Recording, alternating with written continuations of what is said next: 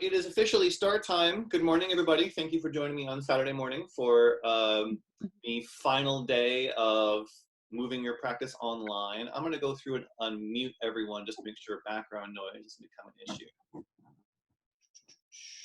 Boom. There we go. And moderators, you guys can unmute yourselves now.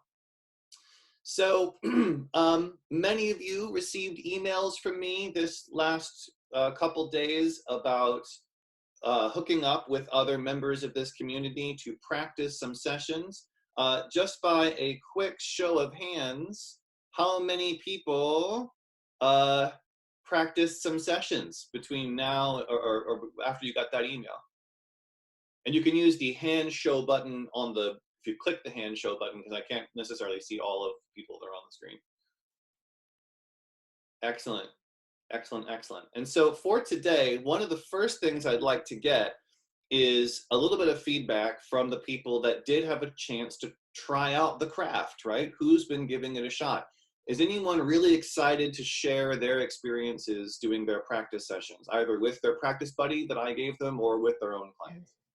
We only had time for one of us teaching, and we'll schedule another time to have Anna teach me. Okay, so you were the practitioner, Sonia? Yes. Mm-hmm. Okay, excellent, excellent.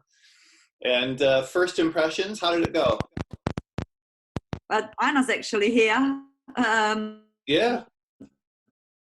Yes. I had a bit of that, not the bestest experience about probably 6 months ago.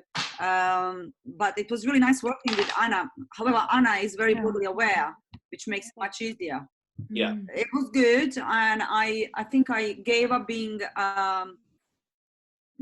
I gave up trying to see the whole of her body, which I think is, quite important when you work on, posture restoration. And I just gave that up. And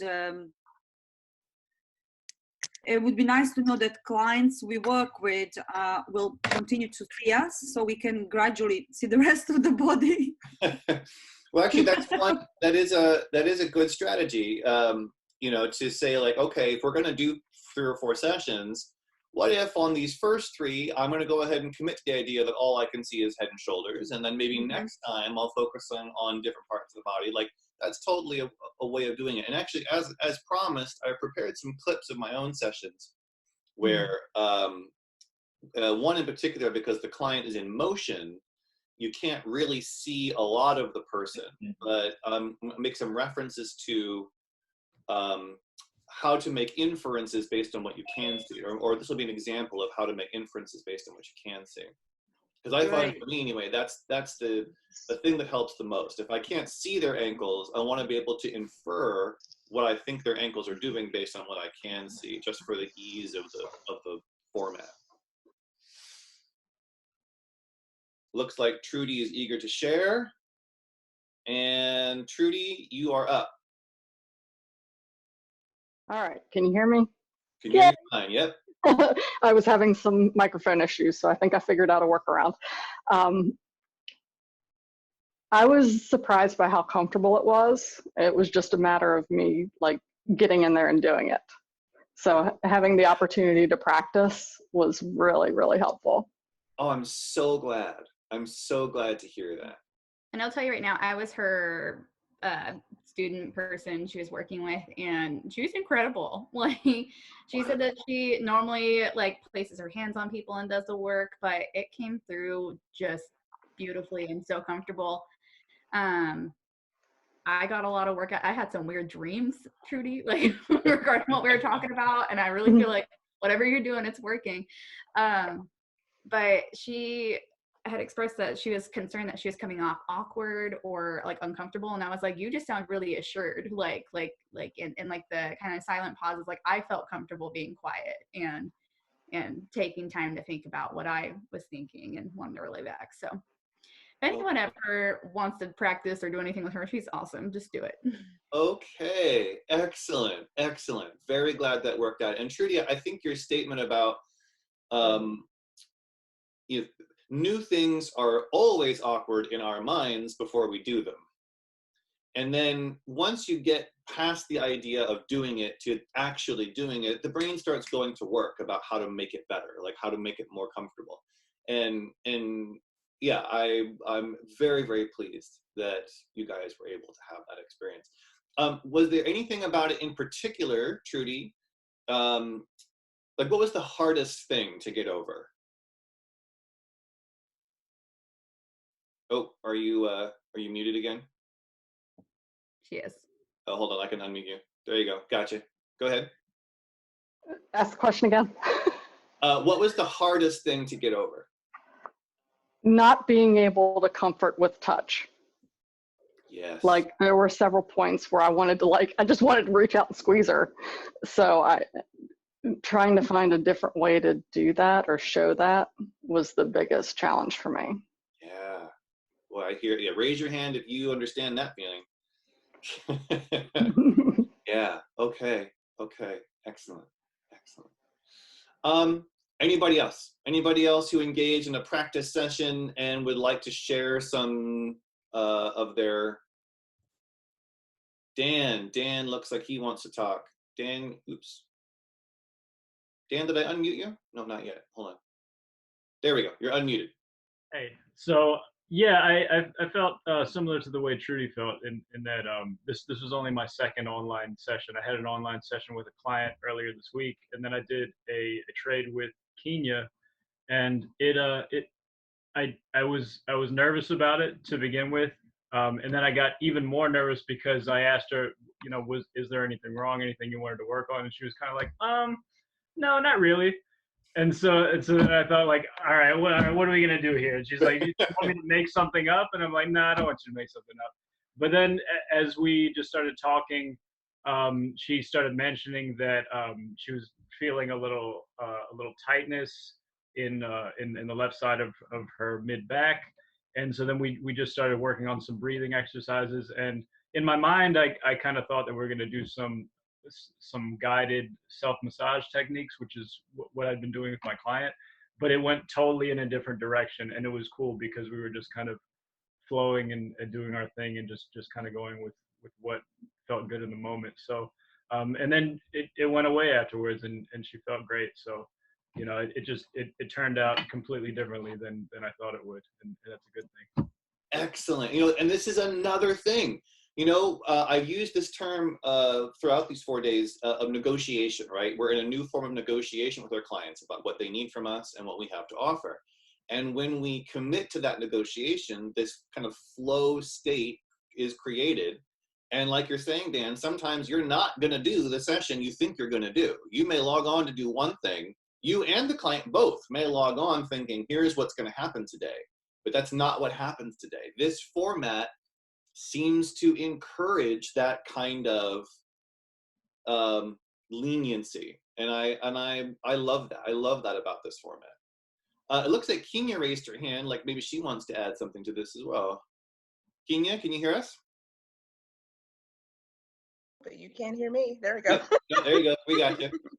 I was super impressed by Dan. I know he was like winging it. I could feel a little nervousness in the beginning. But once he started to get out of like, what am I doing? And like, how can I help her figure out what's going on?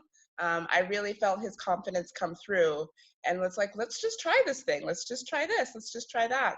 And it was really good. So I wanted to commend him on that. Oh, thank you so much. Yeah, and she was great too. I mean, she apparently she does this all the time, so this is not new to her. But I learned a lot from just being her client, and I even told her some of the techniques and the exercises she used. I said, oh, that's pretty cool. I think I'm going to use that with my clients. So yeah, really helpful on both ends. Excellent. Melanie's got her hand up. Melanie, you have been unmuted. What would you like to share?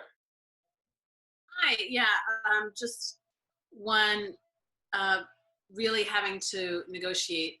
I teach modified yoga, so I'm very accustomed to adapting individually, even though I may have more than one person in my class. And so not being able to do that and having to reiterate to them to teach what I've been trying to teach all along is really to tune into your body, because a lot of people with mobility issues, either if they have a disability, a person of size, being in touch with the body, because often they cut themselves off at the neck, not communicating that way. But my issue is that I can't visually see them. I have a visual thing so that the little boxes, I can see people moving, but I can't, if I really wanted to have a little bit more, to look more closely at what they're doing, I have a visual challenge. And I'm wondering if there is some way, if I used another device, like if I had a tablet, if there was some way I could see them better. Do you understand what? Because I think so. yeah. Because so the thing is, we don't always have, we don't have any control really over the device that our client is using. Mm-hmm. Right, and that's when it comes to how we see them, the limiting factor is what device are they using, and then of course what is their physical. I have a tripod and 3 devices, but my client might just be in their living room with a phone, and there's no. I find that if I get too dependent on having certain visual views, when I encounter a client who does not have a setup that suits me, I get thrown off. So I'm curious, Melanie, can you tell me a little bit more about what it is you were hoping to see that you found you couldn't see? Sometimes because I'm across the room and the boxes are so small, even if I need like a visual cue, did you hear me with a hand or something, I can't see their hands. Aha, okay, now this we can help with. So this, some people have brought up using a dual screen setup. Okay. Where, so you can have let's say you have a computer, like a laptop or something, which is kind of filming you doing the yoga stuff. And you can have that video pinned so that it's recording just you doing the yoga stuff. Then you can have another device, let's say your phone, signed in, and you can have a gallery view on that, and it's not recording, and you can have that on a tripod right next to you. So you can be, looking at the screen here and recording and doing your performance, and then when you say, okay, raise your hands, folks, if you feel blah, blah, blah, you can turn to the left and look at this screen, which is right next to you, and see all those hands. Thank you. That's very helpful. Yeah, so I've seen that setup before. Tiffany, you want to add to that? Yeah, I used is it like a MIDI cable or something, and actually hooked it up to my television. So all the participants, when I was in a hula hooping class, I was participating, but it was really helpful to see the instructor really big on the screen. And so all I had to do do that was, have that cable that goes from my computer to the television, and the sound came through the TV too. So it was really nice because everything was very large. I could see it clear across the room. So that might be, if you have a bigger screen, you don't necessarily need to log in. Yeah, any screen. You can connect your computer to any screen. Thanks. All right, let's see here. Lisa's had her hand up for a little while. Lisa? Hi. So I have not gotten a chance to practice with my Ram body partner. We have had a little time zone trouble because we're 15 hours apart, but we're getting there. But I did see 2 clients yesterday, and so I just want to comment on one thing. I definitely feel like I was overcompensating. I'm an acupuncturist, so I'm not able to do the main thing that people expect to get with me. Mm-hmm. Although perhaps it's not the most important thing, because I also do a lot of emotional support and all the things. But as so many people have said, I'm used to doing that with touch and with presence and with environment and all of the things. So one thing that I noticed is that I gave my first client a lot of things. And she said at some point, very sweetly, she said, well, that's sounding a little ambitious. And it was great. It was great because it made me realize, oh, okay, let me just give you 1 or 2 things. Yes. And we're going to build on that over the sessions, just like I would do. I know that when I'm treating somebody in person. I feel kind of intuitively, and when the person is kind of saturated, or this is enough needles, or this is enough information, or okay, let's stop talking now. But that's an interesting learning curve to get in this format. So I just, Oh, that's I my love first epiphany is that one, is just keep it simple. I love this. Yes, we all, I mean, by the nature of our work, we all have developed an intuition about how much is too much or how much is enough, right? Because as we all know, wellness, too much wellness can start to become poison, right? Like you can top out and overfill. And so we have all developed an intuition around that. And yes, recalibrating that intuition means starting with maybe doing less, right? And then building up. Really, really valuable point, Lisa. Thank you. And real quick, we had one question about raising hand, because I've been using this phrase just assuming that most people here today have been through this. In order to raise your hand, there's a little button at the bottom that says Manage Participants, where you'll be able to see the whole list of people on the side of your screen. And next to your name, there's a button that says Raise Hand. Anna, you good? Yeah, there we go. Okay. Okay, excellent. So Lisa, thank you very much. Dan and Trudy have their hands up. Dan, go ahead. Yeah, I just wanted to clarify. So you were saying before about how you can sign into 2 different devices. So will you show up? Will there be a duplicate of you? Will it say Kevin Moore and Kevin Moore? Yes, but what's cool about that is if you don't want that to happen, you can turn your video off on one of them. Mm-hmm. Okay, all right. So those will be 2 Kevin Moore, but one of them will just not have a video feed. Exactly. So the other one will just, you can have it so for instance, I'm looking at a gallery view right now, meaning that I can see a bunch of people, including myself, up in the upper left-hand corner. But if I had my phone here so that I'm teaching my yoga class and they're seeing me and recording me through that screen, the one on the phone here, I can turn off my video so I don't see me at all. Right. And they're not seeing me. They're only seeing me through the one screen. Mm-hmm. Gotcha. Okay. Point. Very helpful. All right, and Anna, since you've been trying to get your hand raised for so long, please share with us what you got. Oh, I just wanted to say that Sonia worked on me, and I was nervous and I was wondering how it would go, because I'm a nurse and a massage therapist. And so I haven't worked on her yet, but it's really encouraging what I'm hearing. And what she did, her voice was so nice and calm, and she was super considerate. I learned a lot from the way she managed her session. And she did see my body just on the yoga mat on the floor, but we both had to be kind of flexible, moving the computer around, and the lighting was a little off. And then, sometimes I have cats, they walk through, but it was a lovely experience. And I have 2 tools now. She showed me a couple of exercises. So thank you very much, Sonia. And I look forward now to teaching my session this morning. Yeah. I woke up, I thought, oh God.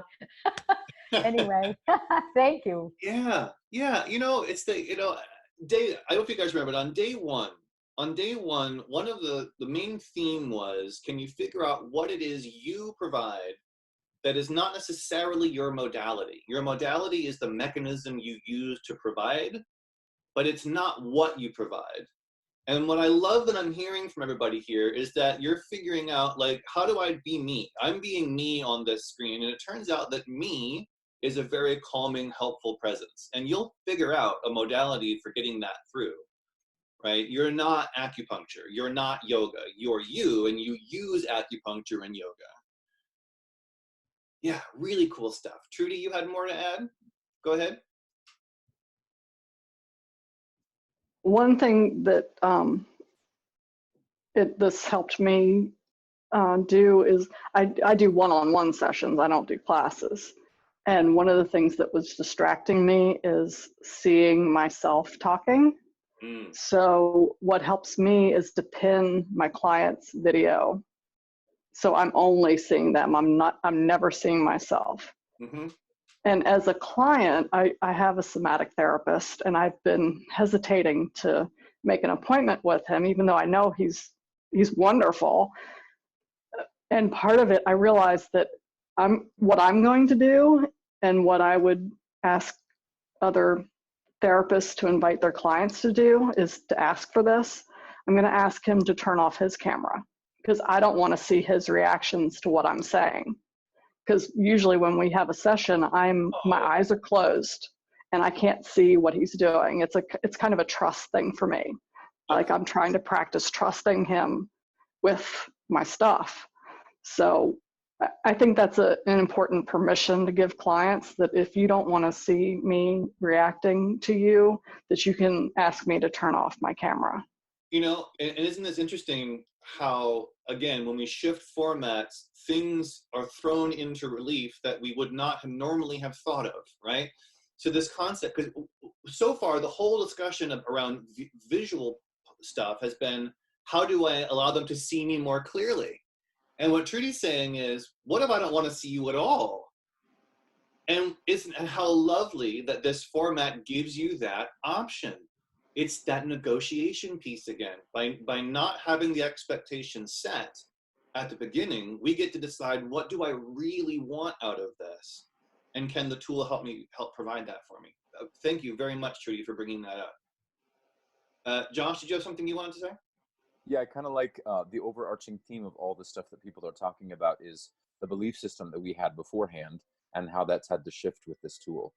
And kind of potentially the next step is being able to really write that stuff down and see it, to get it out of the head and be like, this was actually my preconceived notion, and how interesting that that's prevented me from making this step. And now that I've done it, oh, well, crap. It's not nearly as scary now, but beforehand, like, what was the gigantic fear beforehand that was really nebulous and had the really overarching fingers that were like, no, there's no way I could possibly do that. And really be clear on that and know very well that our clients are feeling exactly the same thing, just in like they're looking at it, you know, that they're looking at the elephant that everyone's touching from a different angle, but it's all that same space of discomfort. And that once we've done it, it's like, oh, that's right. There is inherent value in this. What was my big fear beforehand, and why is that getting in the way yet again? Excellent. Jillian has raised her hand. Jillian? I was just going to point out to make sure you turn the mic off as well as the video on your second device, or you get a lot of... Oh, yes. Yeah. If you're using a dual device, you can, matter of fact, when you log on, you'll be given the option of doing no audio, computer audio, or phone audio, and you can just select no audio if you're looking at a device that's purely for visual purposes. All right, so as promised, I have prepared a couple clips. One is, I think, like 5 minutes, and the other is like 7 minutes. From my sessions, so that people can just see what I'm talking about as I'm going through all these heady ideas. And I think now might be a good time to do that. So I'm gonna play the one I thought I was gonna do second. I'm gonna play this one first. So just a little bit of background about this. So this person was in a catastrophic car accident. Near fatal car accident, and was in the hospital for a very, very long time with a lot of broken and ruptured parts. And they had to essentially completely relearn how to walk again. And so we worked, and they live in Canada, and so we worked online primarily. I have seen them in person a couple times, but we've done way more online sessions. But I'm showing you this one today as an example of someone is in a home space where there isn't, you know, there are couches and chairs and stuff in the way, and there's other people walking around, and like, so it's not like an ideal movement space.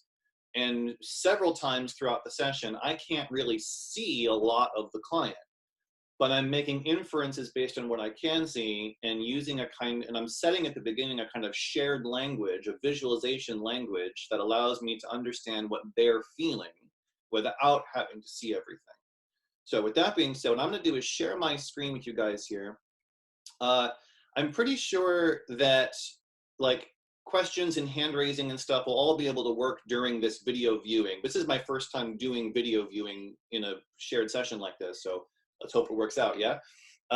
So if you have questions about what you're seeing in this video, please type them in real time to Josh or Tiffany or Taylor, and then we can take questions afterwards. All right, so I'm gonna go share screen. You get to share my sound, optimize here. And, all right, can everybody see that screen ready to go? All right, let's do it.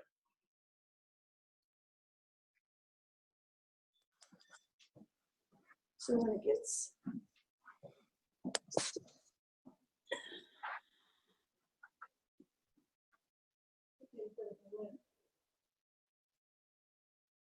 but it's this guy right here. Yeah. That's having me.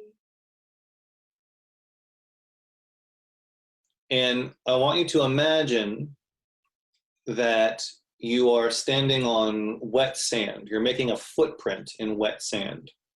Okay. Now, just for a moment, I don't want you to have to describe the shape with words, okay? But I just want you to develop the clearest possible mental image. And again, whether or not this is accurate is irrelevant for the moment. Okay. But I want you to develop the clearest possible mental image of the footprint of each foot. Focus on their differences. Just spend like 20 seconds going over that image in your mind. So the game is, I want you to imagine like you are now walking across wet sand. And every time you take a step, the goal is to make the deepest possible imprint in the sand before you take the next step.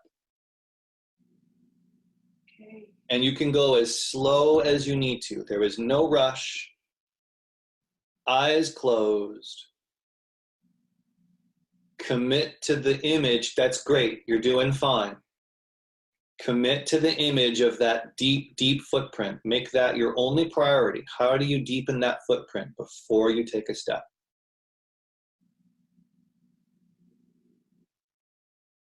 That's it. Keep going.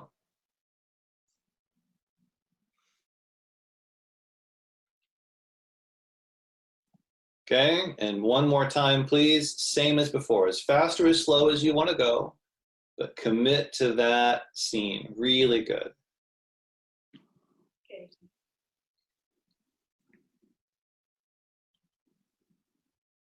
Really good.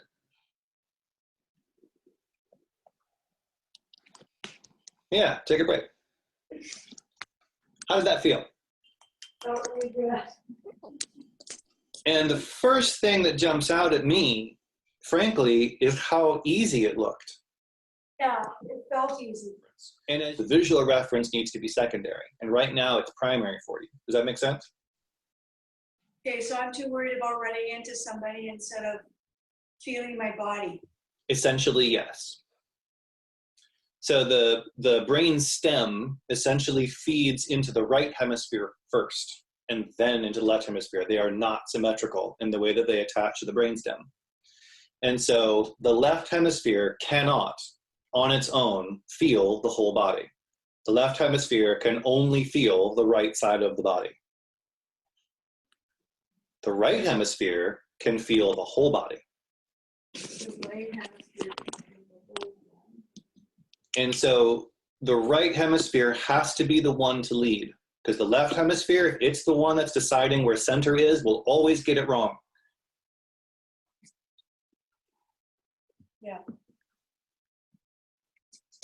Now, do you also notice how that walking style, like for instance, when we started this session, you told me that you felt tired from your walk and your quads were cranky and didn't want to get up and move. But I don't see any hint of that in the way you're walking right now. So when I get up, thinking about going left, and how that felt with my eyes, or going right, how that felt with my eyes closed, and feeling it with my eyes open. Yeah. So this is your, I feel like you have a very clear understanding of what's going on here, and this is what I want you to practice. And the way that you're walking, the way that I'm seeing your knees and ankles flowing together, there's very little bracing or kind of preparation. This is really good stuff. And I think you're going to find that this does not carry that same consequence of soreness. Yeah. That then feeds into that narrative that the way to take care of yourself is to bow out. Right. You know. Yeah. Do you have any questions about this? No.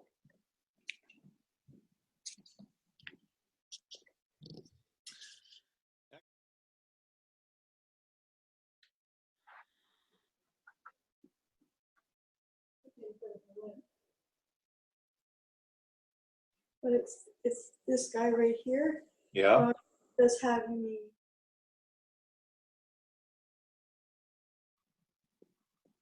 Do you have any questions about this? No.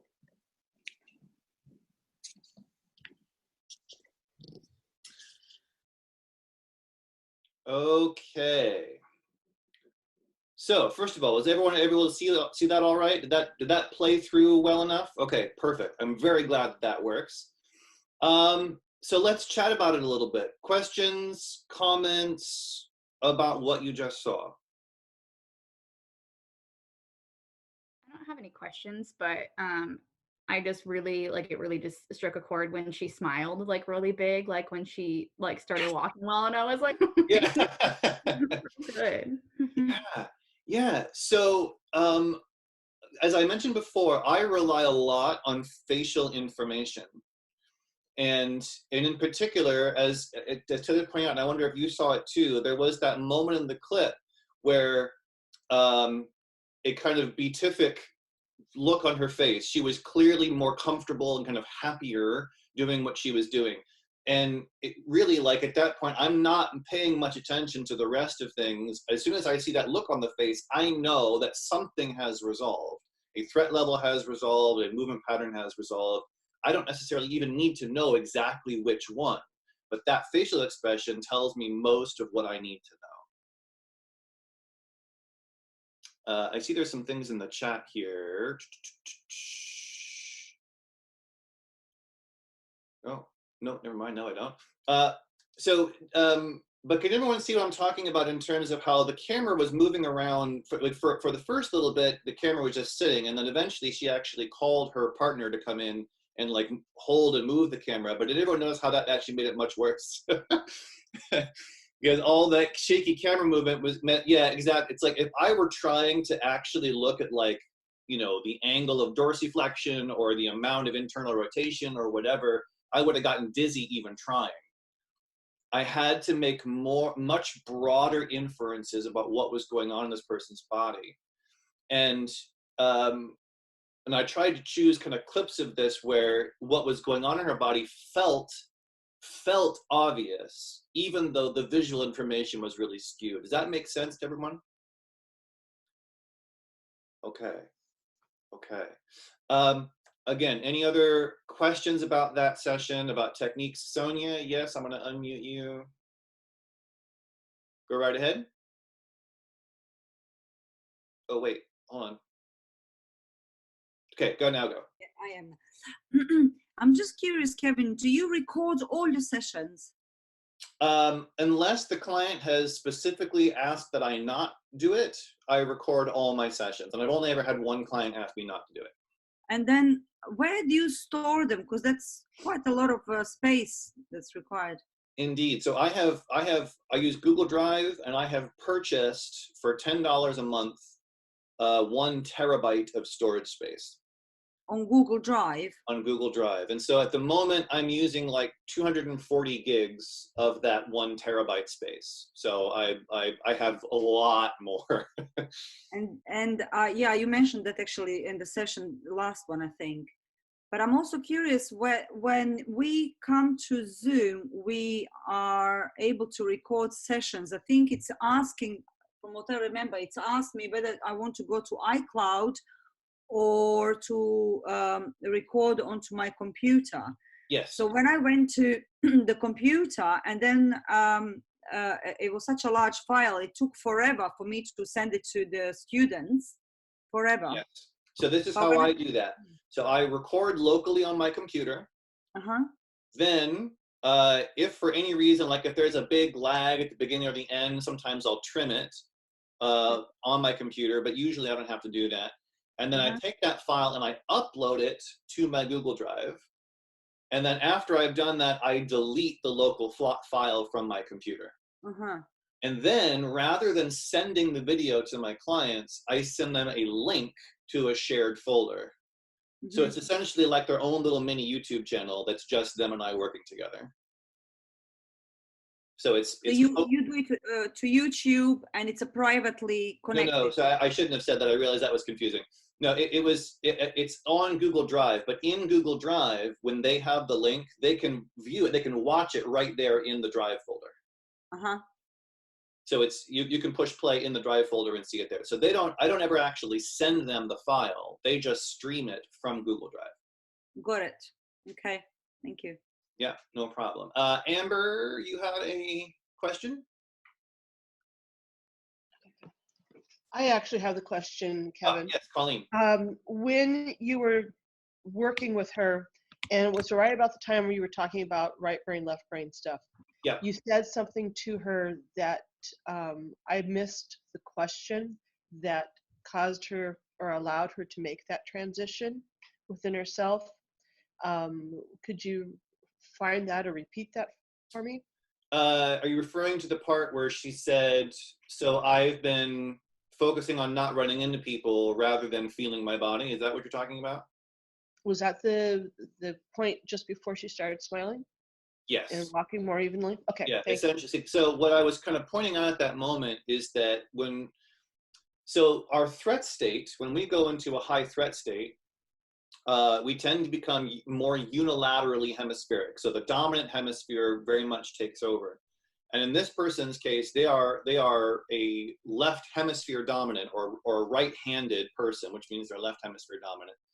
So as they get more stressed or more threatened, what they will start to do is to be more discerning about information. They sift through information in a linear way with the left hemisphere more and more and more, rather than looking at a whole relational view of their environment. And so this person was very threatened, obviously. And so their concern was not bumping into discrete objects. Don't fall down, don't look stupid, don't bump into this person, right? It was all these little discrete cues they were trying to follow, thousands of them all at the same time. And it was essentially pulling the body all toward a left hemisphere driven mode of action. And so what we were playing with through that visualization is, so closing the eyes and using nothing but visualization. So she wasn't even feeling the real world. She was feeling an imagined world, which is almost purely a right hemisphere experience. And so now the right hemisphere and the left hemisphere have to kind of share information. So she has to feel her body as well as process discrete visual information. So we started by practicing processing the inner world, right? The felt sense of the world first with the eyes closed. Then we added visual information to help update that, because she was so focused on just sifting through discrete visual information that she wasn't using all of the tools available. All right, thank you. You got it. Melanie, go ahead. I have another technical question with the recording. Please. I have been recording my classes, and when they record, I'm recording them to iCloud because I had first time, yeah, it took a long time, but it automatically goes to my computer. The recordings do have the gallery view. It's not just me. Little research I did is that you have to have a spotlight function on Zoom in order to not have that gallery view. And the only way you're able to do the spotlight view is if you have a minimum of you and 2 other participants or 3 devices. So I'm wondering how, because in the past I thought you said that when you record, you only get you. Yeah, well, so in fact, in day 2, I demonstrated this, so I switched to speaker view and pinned my own video. And so as I'm doing it live, I can see the big picture of my own face, and then across the top a bar of participants. Right. But the recording does not pick up that bar of participants. It only picks up the big picture of my face. Now, again, so that's what happened on day 2. Now, if there may be some setting, like a spotlight setting, that might already be set that I don't know about in this case. But I've never had an issue so far with, as soon as a video is pinned, the pinned video is the only one that gets picked up on the recording in my experience using Zoom. If there's there may be some other technical facet I don't know about in that regard. I can do a little digging and put it into the follow-up for this video. Yeah, because I pinned the last time I pinned, and I still had. So when you pinned, did you see, was it one big one and then a bar of little ones, or was it still the whole big checker box of little ones? I think I had, I may have switched it during the class too, so I can't say it was one way or the other. But I did notice that it wasn't just me. Okay. All right. Well, tell you what, if you would like, I would be happy to kind of walk through the setup. If you want to give it a try one more time one of these days, and then you and I can walk through it together another day if you like. I appreciate it. Yeah, no problem. Okay, I see. Okay, so Tiffany, did you have something you wanted to say? Oh, I'm just wondering, if you do multiple devices, it might be interesting to play around with doing, I don't know if you can do it as a webinar. Well, anyway, I think there's also different settings based on your level of membership to Zoom. So that might be, very well could be. Everybody has a different one. Yeah. That very well could be. Yeah. Sonia, I see you got your hand up, and then I want to play one more clip. Sonia, yeah, I was experiencing the exact same challenges as Melanie. I couldn't get rid of the little squares of my students, even though I was pinning my square. Mm-hmm. So if you were taking Melanie through that, I don't know if we are able to get the lesson as well, that would be really most appreciated. Sure. Actually, I'll tell you what we'll do. Let's would you both message Josh real quick for me with this? Yep. Thank you, Josh. And maybe we'll do one more, like we'll meet up for a little tech run through, which I will record, and then also add this for other people who might be experiencing the same issue. So we'll actually experiment with this live. How about that? So send your emails to Josh, and we will set up a time to get together as an experimental crew and go through the different options. Yeah, no problem. All right, so I'm gonna play another clip now. This one's a little shorter. And what I'm demonstrating with this one, I've talked a lot about the notion of discomfort, that one of the things the online format, I truly pointed it out earlier as well. One of the things the online format does to us is it removes our ability to soothe, at least in the way that we are accustomed to. And in the reality of that, is it possible that we can take that discomfort that people are feeling and allow it to be a resource? And so this was a session that I had with someone who was processing a fair bit of anxiety and fear. And I had, my role during this session was essentially to help them explore the fear they were feeling and to make it okay for them to be afraid, and even to kind of harness it in the way that they were moving their body. So you'll see in this one, I do a lot of kind of just sitting there and asking them to tell me more about a very uncomfortable feeling that they're wrestling with. And it's an interesting experience. So I'm gonna play this one here. Oops, I've already got it started. Let me pull it back. And I'm gonna share.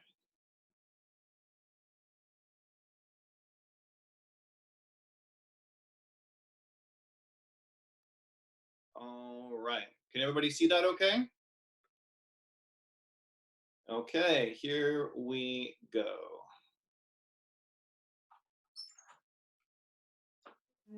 I've got some old reoccurring neck and shoulder stuff.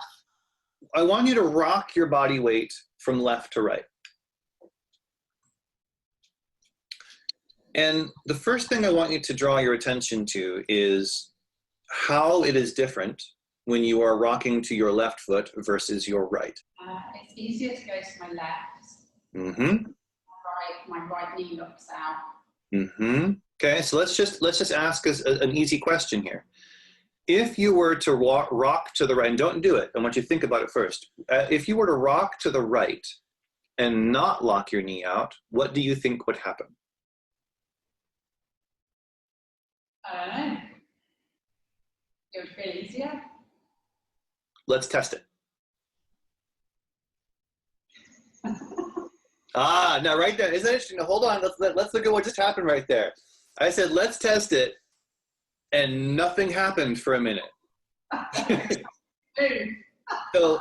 So, you know, you was saying, okay, let's go, but somebody else was saying, no, I don't want to do that, right? Yeah.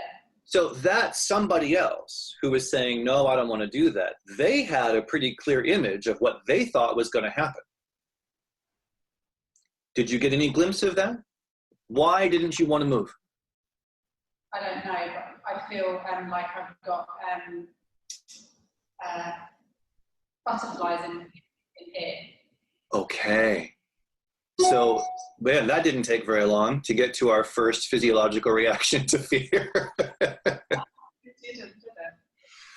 But now, and in fact, let's just think about what this means for a minute. We're literally just talking about shifting weight from foot to foot, which you do 5,000 times every day. And this means that the way that you shift your weight every day, every time, includes a little voice that says, okay, do it, but don't do it this way because that will make something bad happen that puts butterflies in our stomach. Yeah. And I've also got like a rising anxiety going across my chest. That's Okay. great. Okay. So here's what we're going to do, okay? Just do nothing. Just do nothing.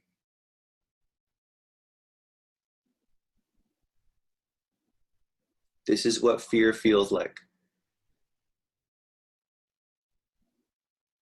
There's nothing wrong with it. There's no reason to hide it. It's not going to hurt you.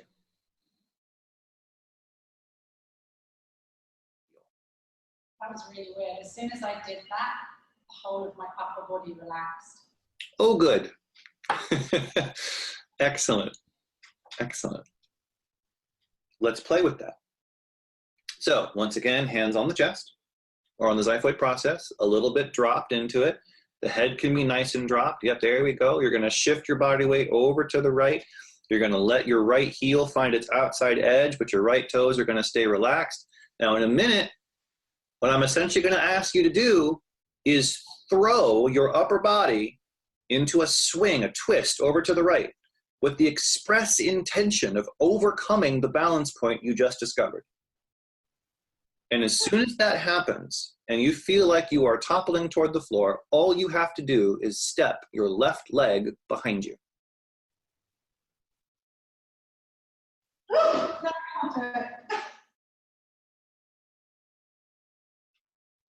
That was excellent. That was excellent. Okay, now just stand for a second. Just stand. How did that feel? Scary. Scary. Yeah, you cried out. Right? It was scary enough to cry out. Yeah. Okay. How do you feel now that it's done? Like that funny butterfly feeling. Focus on it. Slouch a little bit.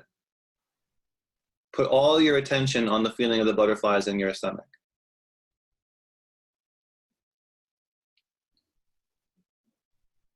Let's give it some descriptions. What color are the butterflies? Yellow. How many are there? About 25. 40. Nice. Nice. Are they little or big? No, they're kind of small and squished. Small and squished. Okay, just go along with me for a little bit on this. Can you give them a bigger space to fly around in? Yeah. Yeah.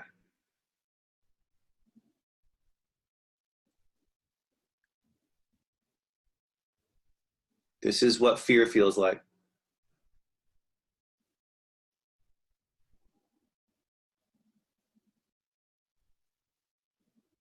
Okay, let's do it again. Okay, it's the same idea. Little slouch. I want you to make the biggest possible space in your belly for those butterflies to fly around in. Maybe it's not even just your belly anymore. Maybe they can fly around inside your pelvic bowl and inside your rib cage too.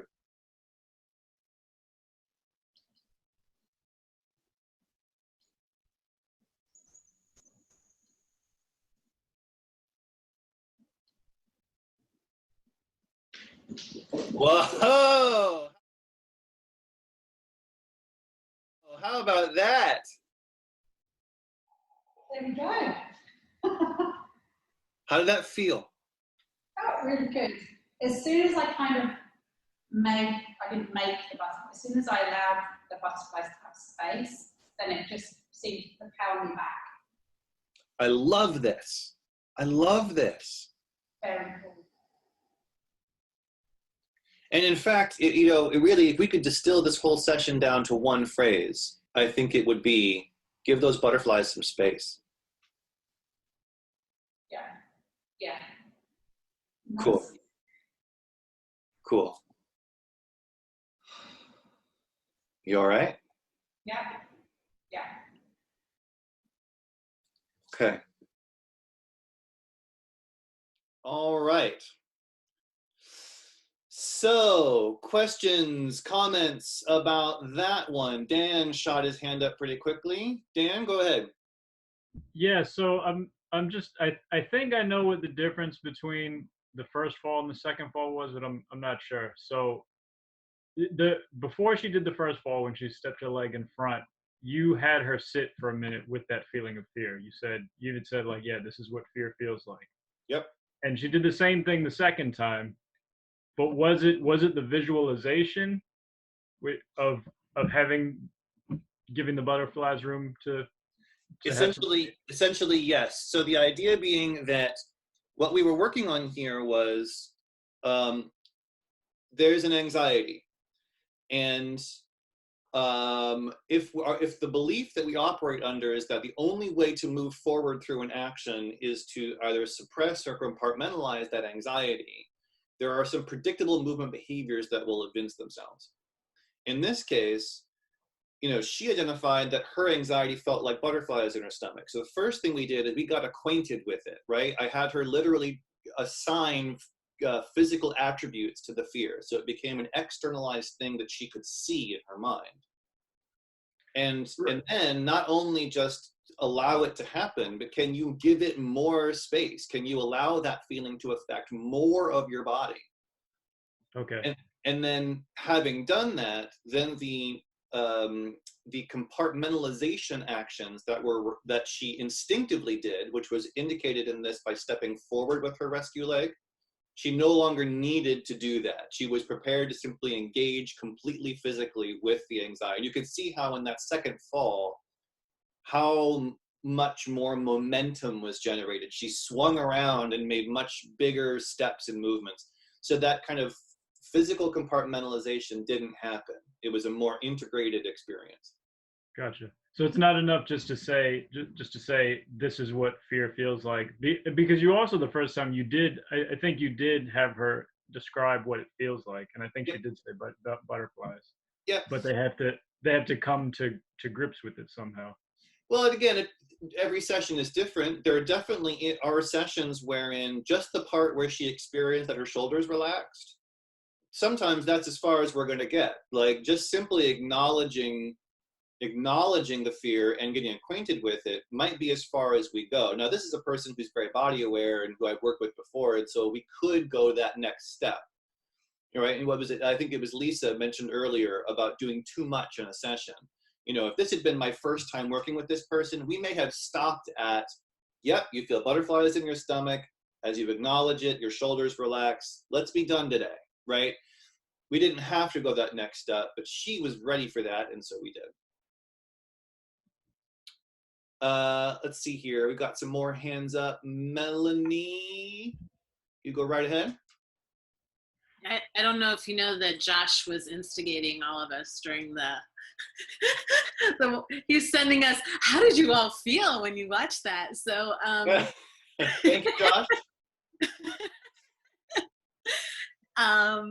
It's fascinating. I mean, I'm not that familiar with your method, but how it initiated a sense in myself, because I've dealt with chronic pain issues, and that, yeah, feel, myself, when I'm like holding this part in my body for decades, and that I'm giving these messages to myself all day long that I can't move my body a certain way because of fear, whatever.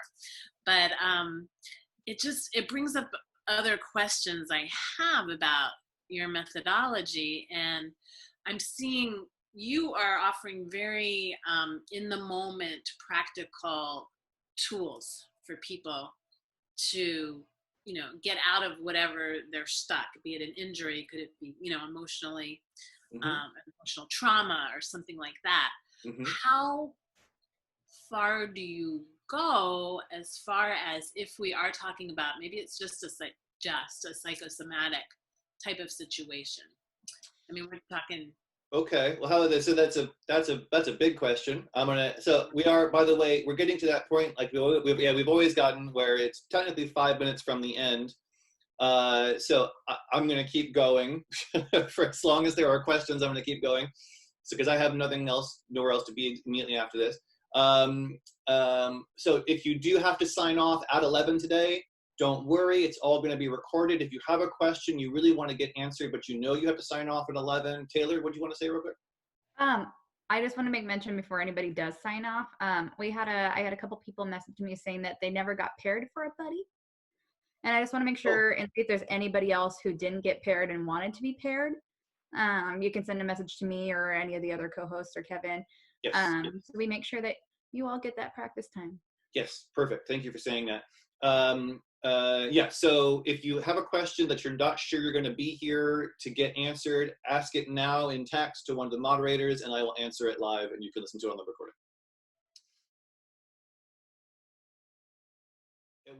When it's psychosomatic, how are we dealing with it with psychosomatic physical issues? So here's my very short answer to that question. I would argue that it's all psychosomatic, that everything is psychosomatic, that, it's funny, like the phrase, it's all in your head, is so often used to be dismissive, or I use it to be inclusive. The experience of the body and the brain's interpretation of it is everything. That's everything. And so I don't differentiate in terms of practice between a physical pattern that is evinced because of what we might call a literal physical trauma, getting hit with a bat, versus a pattern of movement that comes from a more emotional threat or a psychosocial threat. Because the way that the brain interprets the signals of the body is essentially the same in both situations. So I treat them the same. And the other thing I would say is that I have plenty of clients for whom coping with trauma or integrating trauma is what we're doing. So for me in my practice, if I can kind of read between the lines of your question, is like, how deep do I go? Like, how deep am I prepared to go with people? And the answer is all the way, as deep as they're willing to go. Mm-hmm. Because again, here's how I want to say this. Once you understand the kind of the rules about how brain and body communicate about threat, none of it is that scary to treat. None of it is that scary to treat anymore, is how I put it. Yeah. All right. Tiffany, what you got? Well, I just want to say, so I had a L5-S1 disc herniation. It had reherniated. I'd worked with 1 million practitioners. So I had a physical issue, right, that was causing my back pain. And, took like 4 sessions with Kevin to heal it. So, we're looking at physiological stuff, but all of these movement patterns really impact our pain. And so it's interesting. If you'd asked me, people used to tell me like, use essential oils for your disc herniation, and I get super irritated because I feel like that's not going to change this disc herniation, right? And I don't think in 4 sessions we unherniated my disc. So it can be really interesting to let go of the kind of narratives around it. Yeah. Yeah. Actually, and I like that you specified that just because in 4 sessions you feel asymptomatic, like you are moving freely and without pain, doesn't mean that we unherniated the disc, because frankly, the herniated disc was never the reason for the pain in the first place. That's really the thing that we're uncovering. We worked through a lot. It's been wonderful. Yeah. Trudy, you had a question. Go ahead. Yeah, I have a question for you, Kevin. But first, I wanted to say something to Melanie. You know what you know. Use it. That's my encouragement. I mean, I hesitate to say that to people sometimes because I know I've been on the receiving end of somebody who does not have the skills that are necessary for what I need. But I trust that people know what they know, and they're not going to go digging around in stuff that they don't know. So does that make sense? Yeah. But anyway, my question, what I really raised my hand for, Kevin, is that I know this is probably more with your particular modality, but I'm really curious about it. Please. What's the significance of the rescue leg going in front or behind? Yeah, so this is specific to re-embodied methodology, so I'll answer shortly. The dominant and the non-dominant sides of the body have what I'll call pre-programmed behaviors based on the way that the hemispheres of the brain view the world. And so we can make certain predictions about concrete joint function based on what's the threat level and is it the dominant or the non-dominant side of the body. One of those predictions is that the dominant hip will tend to flex under stressful situations, to flex and internally rotate. And so in this person's case, when they first fell into this difficult situation, they're a lefty. So their dominant hip flexed and internally rotated across their center line in order to save them. And in the end, it extended and externally rotated, which indicates that she was breaking out of her threat pattern and moving into a more integrated state. And incidentally, as part of re-embodied methodology, one of the things that's very fun, I have a whole map of the whole body and all of the predictable joint behaviors, all the stuff that is associated with a higher threat state versus an integrated threat state. It's a very fun tool to have. And know full well, when he says fun, it's overwhelming. I'm just going to put that out there right now. Like, you first see it and you're like, holy shit balls. Fun, yeah. What did you just do to me? And Kevin's like, it's so exciting. I love that kind of stuff. Seriously, I'm an HSP and I process all kinds of shit all at once. So that would not overwhelm me. Okay. But thank you. It's fire hose. Just know it's fire hose, and then you'll be good. Yeah. Sweet. Sonia, you had a question. Go ahead. Yeah, just really shortly. I loved it. I think you're basically like Tony Robbins kind of thing. You need to have your own channel. I'd watch it. I'd subscribe. I love the intervention. Seriously, I've never seen anything like that. I didn't. Oh, wow. Well, I'm thrilled. I take my hat off, and I do want to know more about the course. Okay. I think you should run an open house maybe for the course. I love your technique. Okay. Wow. Beautiful. Thank you very much. Yeah. Yeah, and I wanted that session as an example because so in the first one we were looking at a very narrow field, right, in someone's living room. This person has their own yoga studio. And obviously I had a very clear view of them and they had a very clear view of me.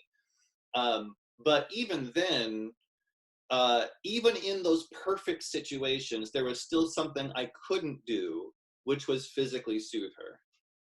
And that's what this was meant to demonstrate, that like in the absence of that, it can be, as Sonia was pointing out, it can be very powerful and healing to just be part of their fearful experience. Can Okay. I just ask a question? Would actually working with this person face to face make a difference or not? Well, interesting you should ask that. Now that I've been doing sessions online for such a long time, it has strongly influenced how I do my in-person sessions. I mentioned this term before, I think it was in day 1 or maybe day 2, about surrogacy, that like we are often acting as surrogates for people feeling their bodies, right? And one of the things I have done in my face-to-face sessions is I'm actually starting to step back from my role as a surrogate. And I very actually rarely do any physical soothing anymore, except in cases of, because obviously there is like very dysregulated kind of coping that we don't necessarily want to lead people to, or that's traumatizing in its own right. And there are cues that that's coming, and if I feel that that's a possibility, I will create a more kind of cradling environment or soothing environment. But yeah, but I would say that even in my face-to-face sessions, my kind of tone and demeanor, like you saw in my online session, is very similar. Mm-hmm. The only difference I would say is that, so I mentioned I have this map of predictable joint behaviors. I will often use manual manipulation of the joints to create what we call in our program subversion. So if I know the way that a joint wants to behave under threat, if I can safely introduce it to the opposite, it's a way of kind of like tricking the brain, if you will, into lowering the threat state so we can get into a more integrated environment. So I do a lot of manual manipulation in my sessions around that. But again, importantly, that's not necessarily about soothing. That can create a soothing sensation, but that's not the ultimate goal. Tiffany, yeah? Yeah, and when you're working with someone online, we still use the subversion. It's just cueing the client to do it themselves. Correct. There is definitely a version of that. Okay, so as we wind down, I want to make sure that a couple things are clear. We've done this, this 4-day emergency course that I threw up here for people to try to be able to get some headway. But I don't want this to necessarily be the end. You're not cut off from this just because the course is over. So I want everyone to be able to continue to access practice buddies. So obviously, if you did not get a chance to practice with someone and you want to, or you want to practice again, you want a new someone to hook you up with, let me know, and I will continue hooking up with people. Obviously, we've got some more technical questions that have been asked, and so I'm going to connect with you guys, and we're going to work on those technical things together, and I'm going to post that stuff too. So we're now jumping into the fray with our online sessions, but you're not cut off. I would like us to still be able to come together and work on this together. So I will be offering more things in the coming days and weeks. Again, I have all of your email addresses now, haha, and so I will. I will send. You'll still see occasional emails from me, letting you know when there's stuff you can come join if you want to join it, or resources you can access. And please don't hesitate to ask questions. If stuff comes up that you're not quite sure how to handle, you have my email address, you know how to reach me, you have your practice buddy. And then I would love to be able to continue this conversation also on social media. So if you're a person who uses Facebook with any frequency, talk about your experiences online. We had one of our apprentices, Ann Woods, she posted an experience she had doing an online session that was really beautiful.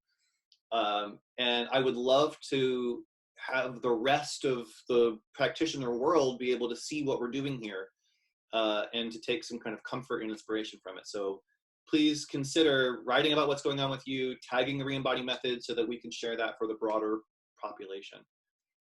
And yeah, if you're interested in taking my course or finding out more about the methodology, you will be receiving emails about that too. So there's that. And then, of course, if you want to do sessions with me, a few folks have been signing on to do sessions with me. That's also an option. Just go to reembody.me/sessions and you can sign up. You can book right away. It's all online. Any last questions, comments, hopes, dreams, frailties that anybody wants to share?